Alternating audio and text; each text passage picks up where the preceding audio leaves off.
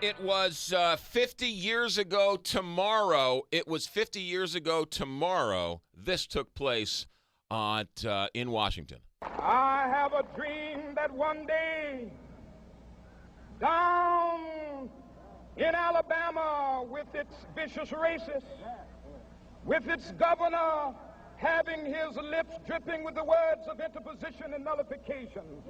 One day right there in Alabama, little black boys and black girls will be able to join hands with little white boys and white girls as sisters and brothers. I have a dream today. 50 years ago tomorrow, that took place right in front of the Lincoln Memorial in Washington, D.C. Our next guest was there covering it for the New York Times. Hedrick Rick Smith is a Pulitzer Prize-winning reporter. He won the Pulitzer for his reporting on the Pentagon Papers when he worked for the New York Times. He has written a brand new book. It's now out in paperback. The book is called Who Stole the American Dream? And it's a fascinating look at the last 50 years and how he says things have changed and how the middle class is now basically almost lost. 7:50 here on the Big 550 KTRS. His name is Hedrick Rick Smith, and the book is called Who Stole the American Dream? Do we have Hedrick Smith? We have Hedrick Smith. Hedrick Smith is here with us. Another 15 seconds, and I'm going to move right along. Hedrick Smith, the author of the new book, Who Stole the American Dream, on with Kelly Jackson of KSDK Channel 5. Good morning, Rick Smith. Thanks for joining us. McGraw, delightful to be with you. Just take a moment. What do you remember from 50 years ago tomorrow? Well, what I remember is really kind of the surprise of the Kennedy White House. They thought the March on Washington could explode in violence. It had been a bad season for civil rights violence in the South. I had spent that summer down in Birmingham, Alabama, where there were bombings and riots, and Kennedy had to call out the troops. I think they were scared stiff that was going to happen. And the White House really misjudged the crowd and misjudged the moment. This was a very middle-class crowd of people, whites and blacks, many of them from the North, New England, New York, some from the Middle West like St. Louis and Ohio and Michigan and so forth, to express their support for the civil rights demonstrators who came up from the South. This was a crowd that wanted not to pick a fight, but to persuade Congress and the president to pass civil rights legislation, to desegregate hotels and restaurants and strike down Jim Crow at lunch counters and so forth. This was what Russell Baker, my colleague at the New York Times, called a gentle army, perhaps the most gentle army that Washington had ever seen. It certainly was the biggest demonstration. I felt there when I was walking through the crowd and talking to people, this was a festival. This was a festival of democracy. People were in a very upbeat mood. They felt very proud that they could come to the nation's capital, that they were there on the mall. They were in these historic grounds, beneath the statue of Abraham Lincoln at the Lincoln Memorial. There was a sense of history in the making at the time. This isn't just something that we have invented in our memories with nostalgia. There was a sense this was something very important. Rick, you mentioned that the group was largely a middle-class group, and I know that your book focuses on middle-class America.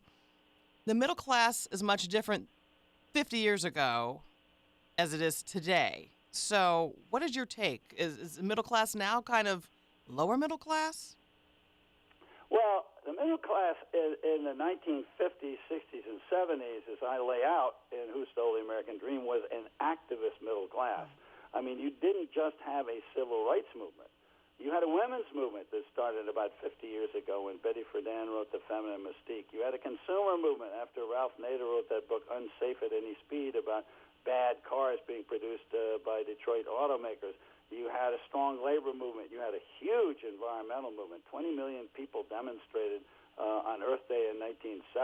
And within a year, Congress passed a whole lot of laws like the Clean Air Act, the Clean Water Act. You had an activist middle class that believed that ordinary people could band together, could organize for the sake of a cause, whether it was women's rights or civil rights or whatever, against the war in Vietnam, and they could influence policy in Washington, and in fact that actually happened. The contrast with today, of course, is that there's enormous frustration with Washington, polarized, absolutely frozen and unable to take action. All they do is argue. I mean, I get sick of even listening to the news because it's all the same stuff over and over and over again. And a passive middle class and average people who don't feel that they can influence the situation. Tremendous change in the psychology of the great mass of average Americans. I don't think Washington's going to change until we get back to the temperament that we had 50 years ago, where we believe that we, the people, have power. In fact, the last 6 words of my book are, "We, the people, must take action." So I think we maybe could not just celebrate the March on Washington, but learn something from it. Rick, you write in the book, Who Stole the American Dream, that $6 trillion in middle-class wealth went from homeowners to the banks even before the housing boom went bust. Explain yourself. Well, that's part of the stolen dream.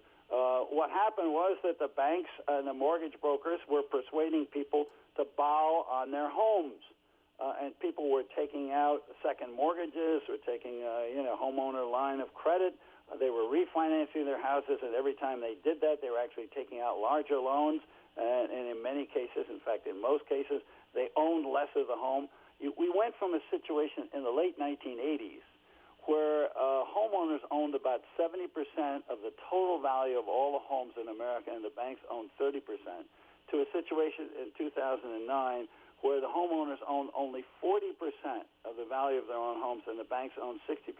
That's a transfer of 30% of the value of all the homes in America. This is before the decline in house prices. This is a shift in ownership. 30% of the value of the housing stock in America, which is worth about $20 trillion, is $6 trillion. And people were misled. They were lied to. They were cheated to. There was enormous fraud all through the housing industry. I couldn't believe it. When I did the reporting and the research in this book, the situation was so much worse than anything that I had read. And the outright fraud within the banking system. This is not customers and borrowers lying to the banks. This is the banks lying to the customers. It was terrible. And that's just part of the stealing of the dream. Enormous change, and it's really crippled the middle class because home ownership is absolute bedrock, rock of Gibraltar base of the middle class prosperity and wealth. People don't own their own home, and they get to retirement, they're going to be in debt for the rest of their retirement years with no ability to change things. It's a terrible situation.